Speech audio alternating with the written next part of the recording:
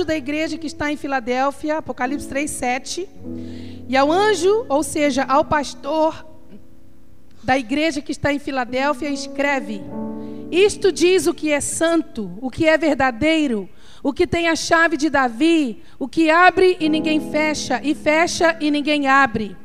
Eu sei as tuas obras, eis que diante de ti pus uma porta aberta e ninguém a pode fechar. Tendo pouca força, guardaste a minha palavra e não negaste o meu nome. Eis que eu farei aos da sinagoga de Satanás, aos que se dizem judeus e não são, mas mentem. Eis que eu farei que venham e adorem prostrados a teus pés e saibam que eu te amo. Como guardaste a palavra da minha paciência, também eu te guardarei da hora da tentação que há de vir sobre todo o mundo, para tentar os que habitam na terra. Eis que venho sem demora.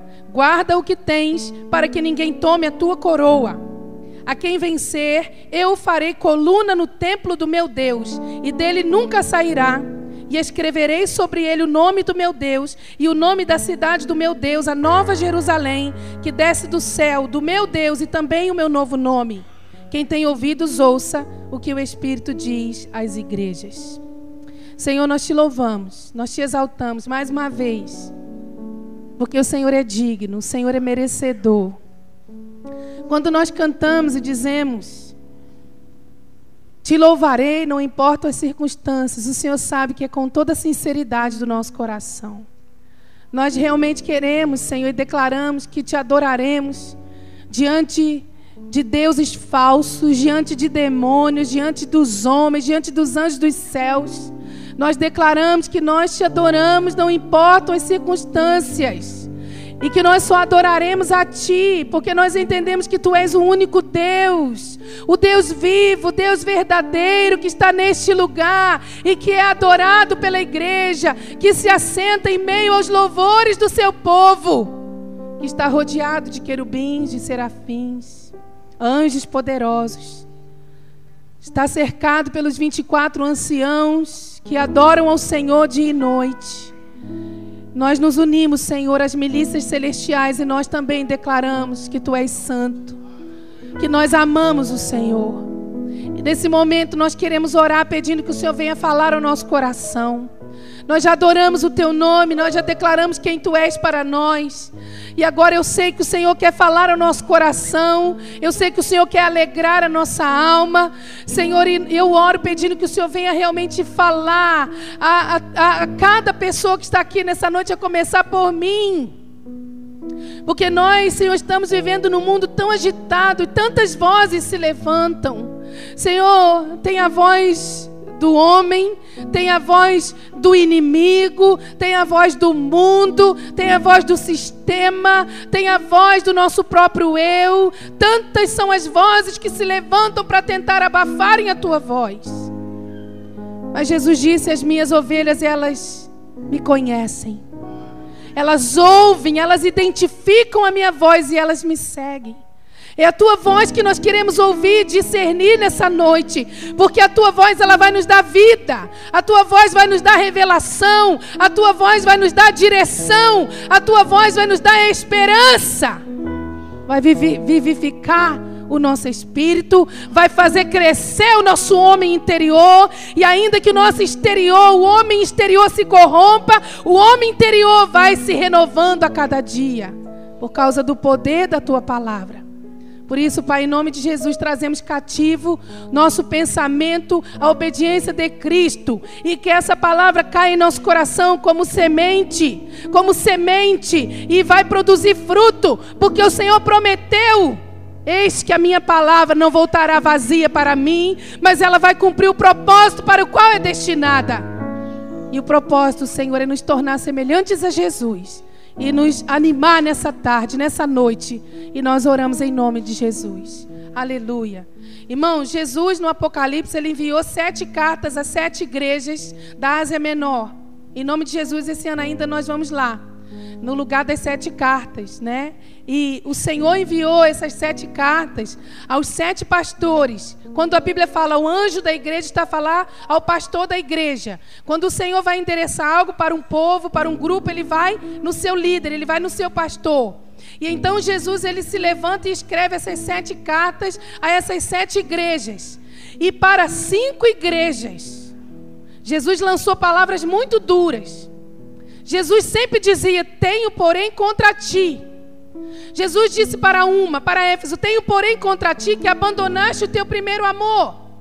Jesus falou para a igreja de Laodiceia: tu pensas que és rica, mas eu tenho contra ti que tu és pobre, cego, miserável e nu.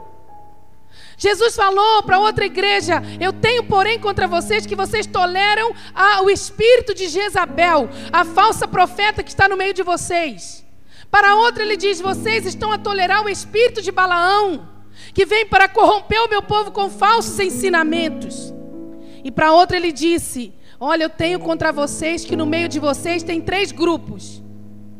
Um grupo é morno, um grupo é frio, um grupo já está morto. Mas porque você não é quente, você não é frio, você não se definiu, você é morno, eu vou vomitar você da minha boca. Mas muito interessante que para 2 igrejas o Senhor não disse: tenho porém contra ti. Para 2 igrejas o Senhor só teve elogios, só palavra de bênção, só promessas, só encorajamento. Que foram a igreja de Esmirna, que sofreu tanta perseguição, mas se manteve firme no Senhor. E para essa igreja aqui de Filadélfia. E Filadélfia não era uma igreja expressiva, não era uma igreja rica, não era uma igreja que tinha tanta gente com tanto talento, gente rica, gente que tinha um ensinamento acadêmico bom. Não. E o próprio Jesus fala que essa igreja ela era fraca. Jesus disse: tendo pouca força. Essa não era como aquela igreja de Laodiceia que dizia: sou rica, sou poderosa, não tenho falta de nada. Era uma igreja simples. E a palavra Filadélfia, ela é composta por 2 termos gregos: philos e adelphos. Philos é o amor fraterno e adelphos é irmão. Então, essa era a igreja da fraternidade, da unidade. Era a igreja que amava, era uma igreja que não somente amava a Deus, mas era uma igreja que mesmo na sua simplicidade, vivia em unidade uns com os outros. Irmão, você ainda não entendeu o poder da unidade. Se uma pessoa está sentada aqui e começa a orar, e eu me uno a ela e começa a orar também, e o outro vem, se une e começa a orar, o outro vem, se une e começa a orar, e o outro também, você não sabe o que isso gera no mundo espiritual e que vai se tornar visível no nosso mundo físico. Quando uma pessoa está aqui a ministrar adoração, mas todos os outros estão a olhar, ou estão a pensar na morte da bezerra, ou estão a pensar na conta que tem que pagar amanhã, mas não tem condições, não sabe o que vai fazer, ou estão a pensar na panela que acha que deixou no fogo, não vai acontecer nada. Só um vai estar aqui a adorar, aqui não vai passar nada, porque há poder na unidade.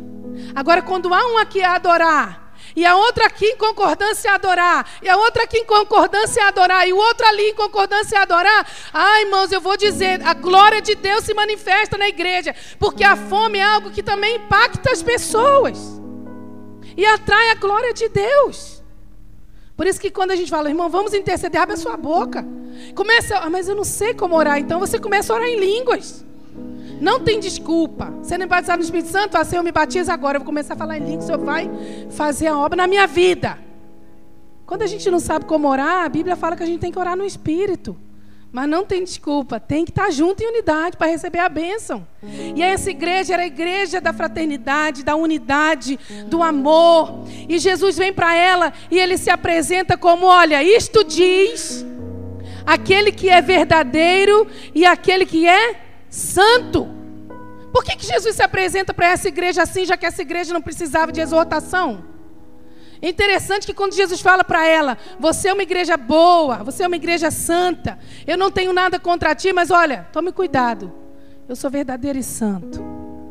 Jesus estava querendo dizer para ela assim: continua nesse caminho de santidade, continua nesse caminho de amor, esse é o caminho, segue por esse caminho, vai por esse caminho. E ainda que você seja nessa noite uma pessoa que busque a santidade, que quer realmente agradar ao Senhor, o Senhor vai continuar se apresentando para você assim: ei, eu sou Jesus, aquele que é verdadeiro, aquele que é santo. E desde o Antigo Testamento o Senhor diz para nós: sede santos, porque eu sou santo. Nós estamos a viver num mundo, irmãos, que a mentira e a verdade estão a se tornar muito próximas. Mundo de mentiras, de falsidade, de falsas religiões, de falsos ensinamentos. No meio do povo de Deus está surgindo tanto falso ensinamento, tantas igrejas nascendo com falsas heresias. Falsas heresias, a heresia já é falso, né? Com falsos ensinamentos, sofismas. Há uns dias atrás mesmo, um líder de uma das maiores igrejas hoje declarou que ele acredita na teologia ariana, de que sempre eterno é só o Pai. Jesus, ele é só eterno, porque Jesus é a primeira criação do Pai. Então Jesus é como nós, ele é eterno a partir de um princípio. Só o Pai é eterno para trás e para frente, não tem começo e fim. Jesus teve começo. E está a enganar pessoas, porque as pessoas não conhecem as Escrituras como devem conhecer, como deveriam conhecer. Então, as mentiras vão se levantando, as falsidades vão se levantando. E é nesse mundo que o Senhor diz que a gente precisa ser santo e a gente precisa tomar cuidado.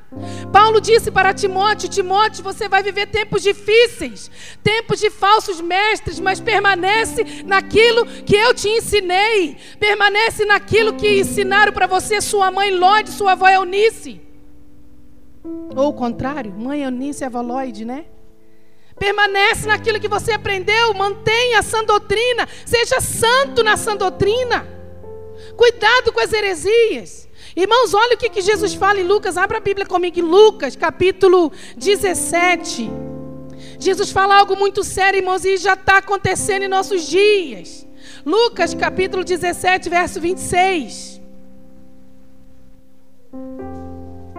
Do 26 ao 30. E assim como aconteceu nos dias de Noé, assim será também nos dias do Filho do Homem.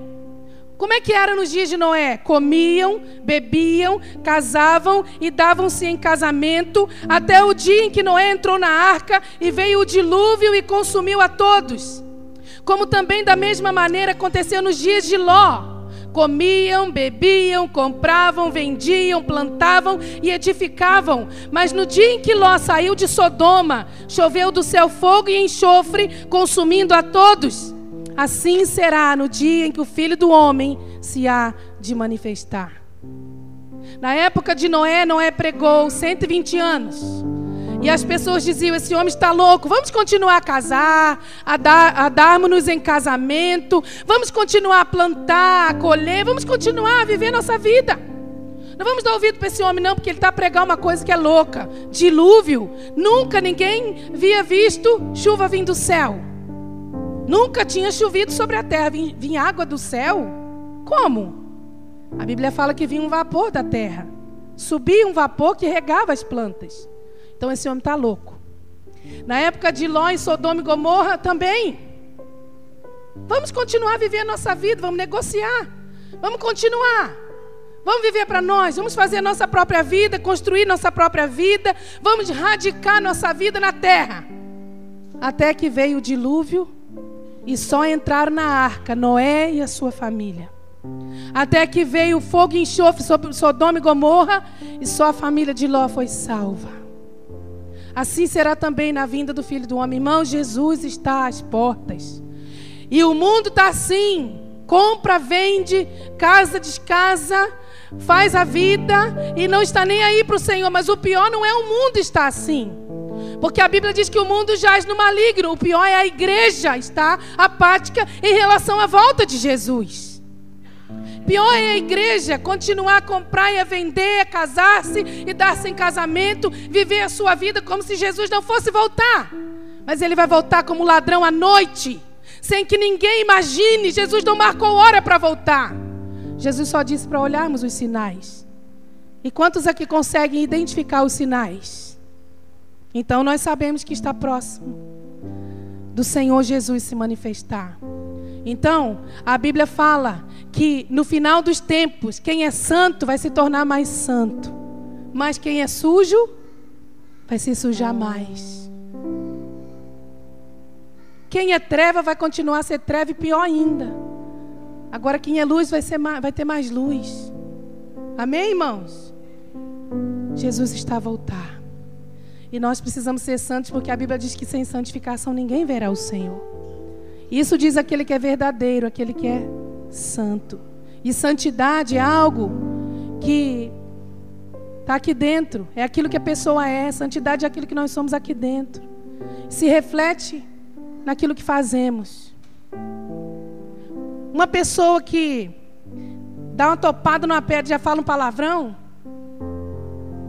ela não falou um palavrão porque foi um acidente. Não, aquilo já está dentro dela. Ela já tem hábito de falar palavrão. Eu posso, irmão, tropeçar numa pedra, bater a cabeça. Eu não vou falar palavrão, não está no meu caráter. Não está em mim. Nem quando eu era criança, que não era crente, não falava palavrão. Tem gente que mente assim, com uma facilidade tão grande. Mas ela refletiu só aquilo que ela é. Ela luta com aquilo, não consegue. Por quê? Porque mentira está enraizada dentro dela. Então santidade é aquilo que eu sou e reflete-se naquilo que eu faço. E Jesus está a nos falar: sede santos porque eu sou santo. Ainda que você seja igreja que ame a Deus, que vive em unidade, precisa continuar em santidade, porque sem santificação ninguém verá o Senhor. Aí Jesus fala: ó, isso diz aquele que é santo e verdadeiro, e aquele que tem a chave de Davi, aquele que tem a autoridade, aquele que tem o poder. Chave fala de abrir portas, chave fala de autoridade. E Jesus, ele disse para Pedro, representando a sua igreja: eu te darei as chaves do reino. O que ligares na terra será ligado no céu.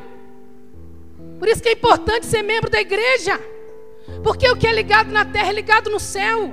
Uma pessoa que vive em rebelião, sai da igreja e vai para o mundo, não está ligado no céu. Foi desligado na terra pela maior autoridade de Deus na terra, que é a igreja. A única instituição que existe no mundo que tem o poder de ligar ou desligar o céu na terra é a igreja de Jesus.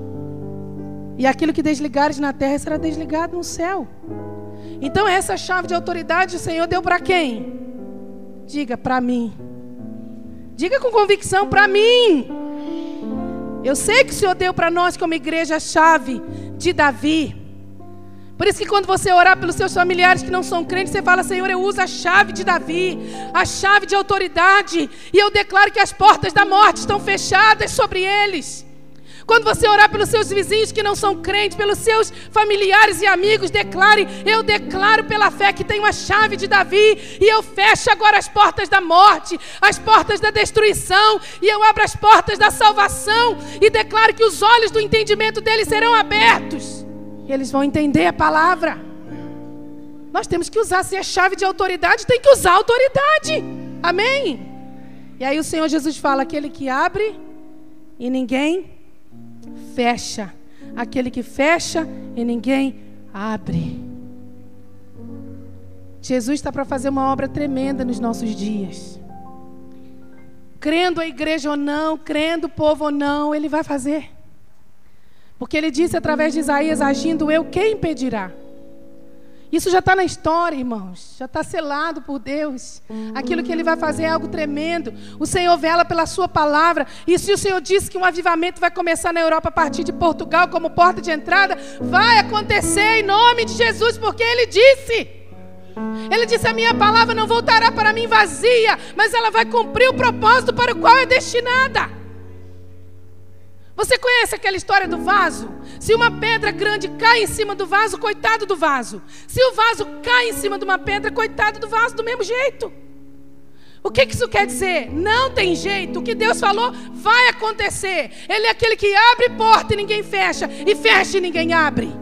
Ele tem a chave de autoridade, e eu louvo ao Senhor por isso. E o Senhor olhou para essa igreja e não viu nela força. Muito pelo contrário, o Senhor viu uma igreja frágil, uma igreja com pouca força. Mas essa daqui, irmãos, era uma igreja que podia falar como Paulo: eu não me gloriarei na minha força, mas eu me gloriarei na minha fraqueza. Porque quando eu estou fraco, é aí que eu estou forte. Porque o poder de Deus se aperfeiçoa, não é quando a gente está forte, é quando a gente é fraco. O Senhor disse para Paulo: não vou tirar esse espinho na sua carne, porque a minha graça te basta. Essa era uma igreja frágil, mas era uma igreja que dependia de Deus. Irmãos, você não faz ideia de como o evangelho tem crescido mais e mais. Não é nos lugares onde ele é permitido crescer. Tem tido muita moda, muito modismo por aí, movimentos. Mas muitas dessas pessoas que têm falado, eu sou evangélico, eu sou protestante, não é nada, só tem nome, igual católico que não é praticante ou que é. Não tem um compromisso real com o Senhor. Eu falo isso porque tem familiares que vão à igreja, mas adulteram, falam mentira, fazem tanta coisa errada. Tem filho com um, filho com outro. Não tem uma vida de santidade. Isso é seguir a Jesus? Isso é realmente ter um compromisso com Deus? Não. Então não adianta você falar, eu sou evangélico, mas continuar fazendo tudo que desagrada a Deus. Mas o evangelho cresce mais nos lugares onde ele é proibido. E o povo tem vivido para Deus, tem dado suas vidas para Deus. Quando eles dizem, eu quero esse Jesus, eles querem de verdade. Não importa o que eles vão ter que pagar para seguir Jesus, eles querem seguir Jesus. Na China, por exemplo, eles estão treinando 100 mil missionários para enviarem da China até Jerusalém, que é o caminho da seda, a rota da seda. E onde que o maior bloco hoje, inalcançado do mundo, está nessa rota, que é chamada Janela 1040. Quem que vai ganhar são os americanos, os brasileiros, cheios do poder de Deus. Os chineses que estão se preparando para morrerem pela causa do Mestre. É lá que o evangelho mais cresce. Pastor Luiz Hermínio está na Índia, chegou lá ontem. Hoje estava falando um pouquinho com ele. E ele está numa vila que tem 3 mil cegos. Porque na Índia é assim, se você é deficiente, tem que ficar junto com pessoas que têm a mesma deficiência. São as castas. E aí eu estava falando com ele que nossa igreja metodista livre, na Índia só, tem 120 mil membros. Só nossa igreja. Tem 125 anos igreja metodista livre na Índia. Então eu disse, ele ficou feliz de saber. E eu louvo o nome do Senhor, porque numa nação que é fechada, o evangelho é proibido. Nós temos 120 mil membros. Que milagre. Ah, não importa se são 125 anos. Quantos mil por ano? Pouco mais de 1000. A gente está aqui num país que pode pregar o evangelho 10 anos. Já era para nós termos 10 mil membros, né, Enéas? No Egito, a Igreja Metodista Livre tem 3 mil igrejas. Uma lei no Egito foi mudada por influência da nossa igreja. Nós atingimos 1 milhão de membros já. 82 países nós estamos só como Igreja Metodista Livre. Sem contar outras agências, outras igrejas, outras denominações que estão a trabalhar no mundo, em lugares inalcançados para a glória de Deus. E eu tenho uma novidade para contar para vocês, já que o pastor Carlão e a Ana estão na Guiné-Bissau. Eles agora têm um novo filho. Adotaram mais uma criança, chama-se Samuel e tem 6 anos. O primeiro filho homem deles. Glória a Deus, eles estão muito felizes. Já é o 4º filho que eles adotam. E realmente Deus tem abençoado a vida deles. Eles são um exemplo, né? Glória a Deus pela vida deles. Porque eles estão a fazer com essas crianças aquilo que Deus fez conosco. Nos adotou, mesmo sendo estrangeiros, né? Glória a Deus. Então, irmãos, essa igreja foi uma igreja que ela era muito frágil. Agora, por que Jesus, já que era uma igreja frágil, que tinha pouca força, deu tantas promessas para essa igreja? Enéas, Jesus disse para essa igreja, eu pus uma porta aberta diante de ti que ninguém vai fechar. Olha, eu vou fazer com que aqueles que se dizem crentes e não são, eles venham e eles se prostrem adorando diante dos teus pés e eles saibam que eu te amo. Olha, igreja, eu vou te preservar da tentação que há de vir sobre o mundo. Você não vai passar pela tentação. O mundo vai passar, mas você vai ser preservada. Por que Jesus falou isso para essa igreja, se era uma igreja, irmãos, frágil, fraca, que não tinha expressão nenhuma? Por 2 razões básicas, primordiais e prioritárias. Jesus disse para essa igreja assim, tendo pouca força, guardaste a minha palavra e não negaste o meu nome. A gente se engana se a gente acha que o que Deus quer ver na nossa vida são grandes realizações. É uma vida de grandes sucessos, de grandes projetos.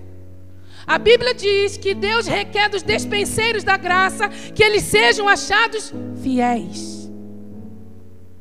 E é fiel no muito? Não. É fiel no pouco. é fiel no dia a dia, é fiel naquilo que é confiado a você. Jesus disse: se você não consegue ser fiel no pouco, você também não vai conseguir ser fiel no muito. Se você não consegue ser fiel naquilo que é dos outros, naquilo que é alheio, como você vai ser fiel quando confiar em você as coisas, as riquezas que serão suas?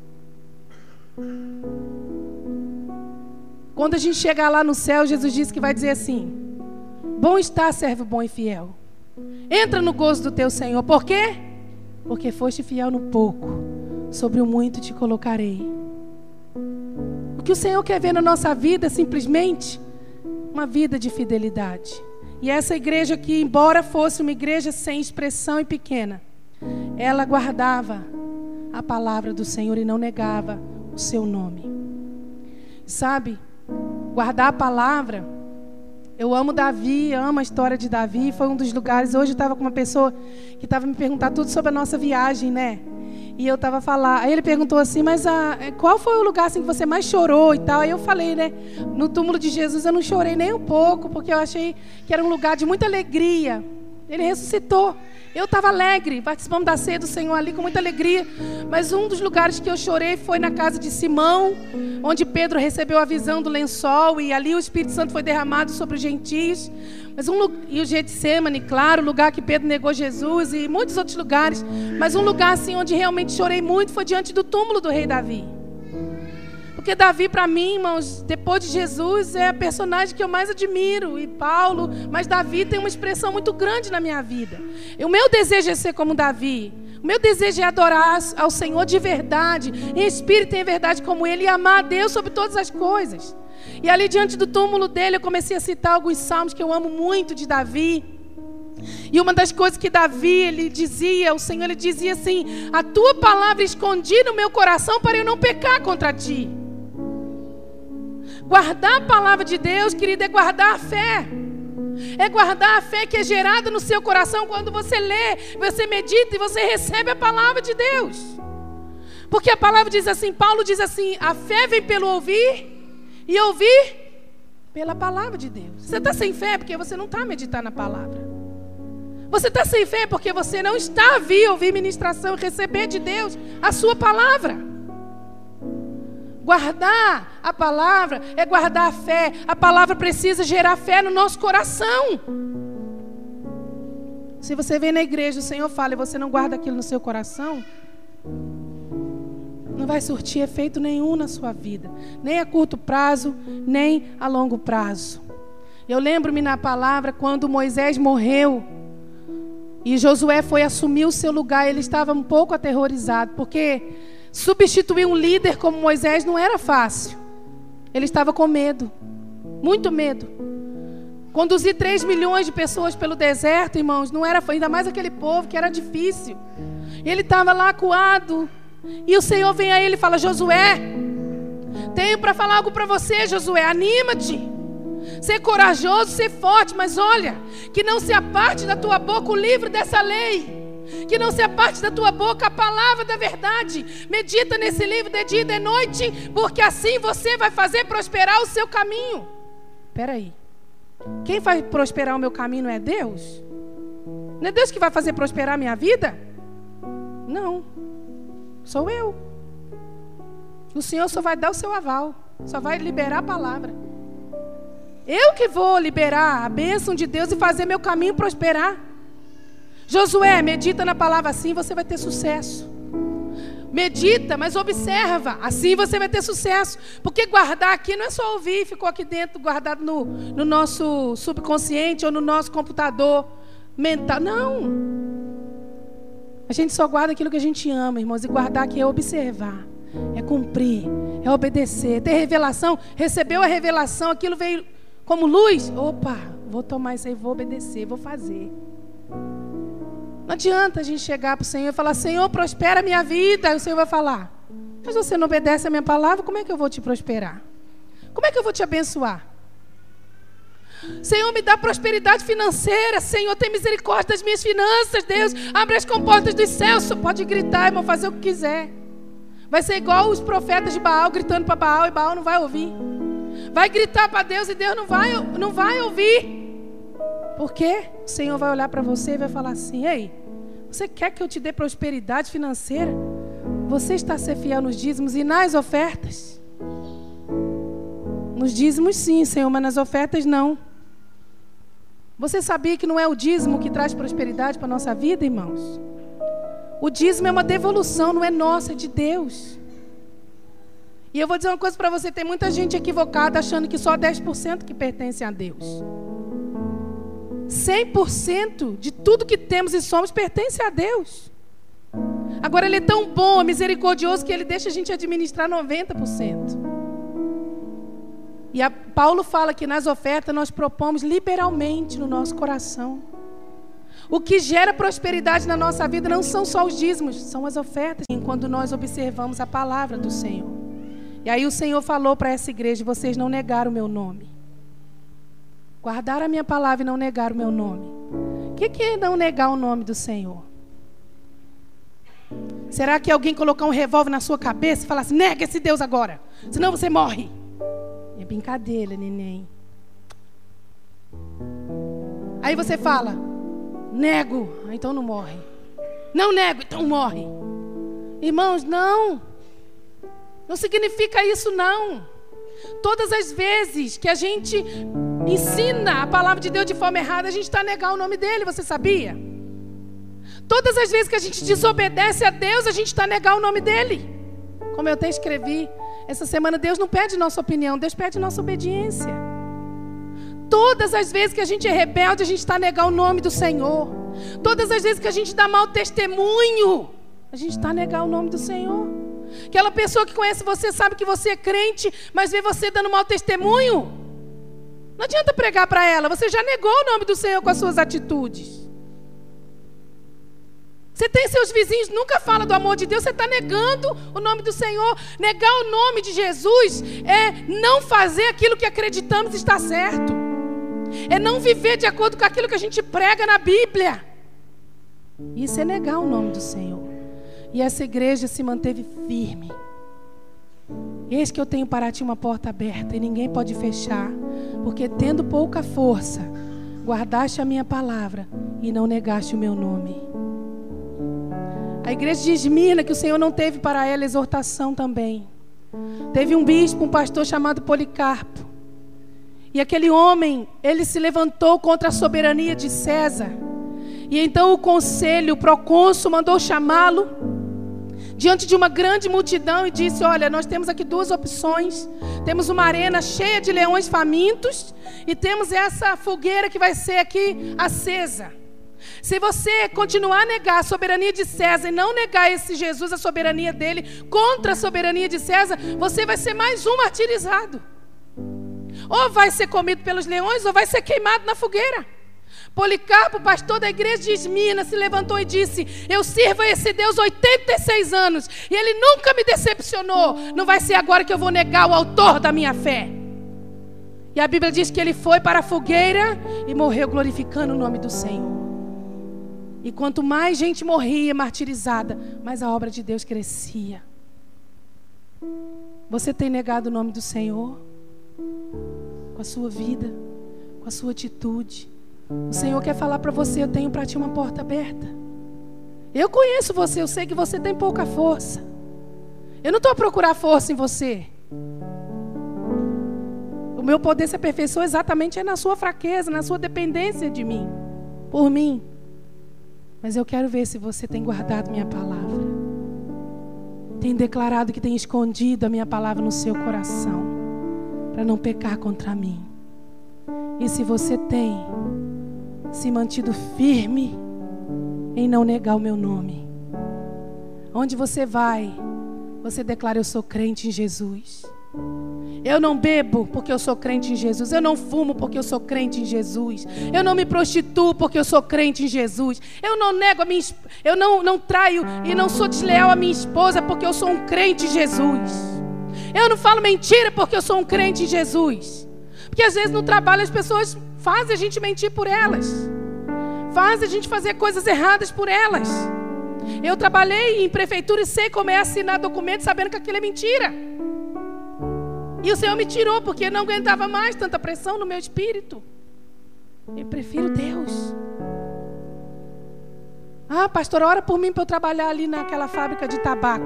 Você vai trabalhar numa fábrica que vai matar as pessoas e vai denegrir o templo do Espírito Santo? Você acha que isso é de Deus? Não, não é, então. Prefiro o Senhor, e o Senhor vai abrir uma porta decente. Você vai ganhar mais, trabalhar menos para a glória do nome dEle. Amém, irmãos? Jesus diz assim aqui para essa igreja: eis que venho sem demora. Guarda o que tens para que ninguém tome a tua coroa. Guarda a fé, guarda a palavra, guarda o nome do Senhor. Vamos ficar de pé. Fique de pé no seu lugar. Você quer ser guardado da hora da tentação que há de vir sobre o mundo? Levanta a mão se você quer. Eu também quero, Senhor. Então tem que se manter firme e declarar: não nego, não nego, eu dou minha vida por Ele. Eu não nego, eu creio nele até o fim. Eu vou por Ele até o fim. Senhor, louvado seja o teu nome. Porque o Senhor é o Deus que continua a escrever-nos cartas. Como igreja, como povo, o Senhor continua a ministrar as cartas que são o fundamento dos apóstolos e profetas. Tudo que foi escrito para o nosso ensino foi escrito, diz a palavra. Antigo Testamento, Novo Testamento, Senhor, eles são tudo o que precisamos. Nós não precisamos de nenhuma revelação extra bíblica. Nós não precisamos de nenhum outro ensinamento. Nós não precisamos de nenhum outro evangelho. Isso nos basta. 66 livros de vida são suficientes para nós. E nós te louvamos, Senhor, porque eu creio que assim como o Senhor disse para aquela igreja de Filadélfia, o Senhor diz para nós nessa noite. Tu sabes, Senhor, que nós não temos tido muita força. Tu sabes que nós temos lutado, Senhor, com a nossa humanidade dia a dia. Tu sabes que nós temos lutado para nos mantermos fiéis ao Senhor no pouco, no dia a dia, naquilo que nos é requerido, que nos é pedido. Temos tentado e muitas vezes não temos conseguido, mas o Senhor sabe que nós queremos com sinceridade obedecer e agradar ao Senhor. Tu sabes que nós temos, Senhor, o desejo de guardarmos a Tua palavra, de conhecermos a palavra viva, que vai nos tornar sábios para a vida eterna. Tu sabes, Senhor, que nós não queremos de forma alguma negar o Teu nome, porque não há outro nome como o Teu, não há outro Deus como o Senhor. Nenhum outro Deus nos resgatou da morte, do inferno, do lamaçal do pecado. Nenhum outro Deus colocou um cântico novo nos nossos lábios, um hino de louvor ao Senhor. Nenhum outro declarou que nós temos o nome escrito no livro da vida e que temos direito à vida eterna e que vamos entrar na cidade celestial pelas portas. Nenhum outro dá a paz que nós temos recebido do Senhor. Então nós não queremos negar o Teu nome. O Teu nome é vida, o Teu nome é salvação, o Teu nome é eterno, é nome sobre todo nome. E eu creio, Senhor, que o Senhor também fala para nós, tendo pouca força, igreja. Você não tem negado o meu nome e você tem guardado a minha palavra. É por isso que eu tenho para ti uma porta aberta, que ninguém vai fechar.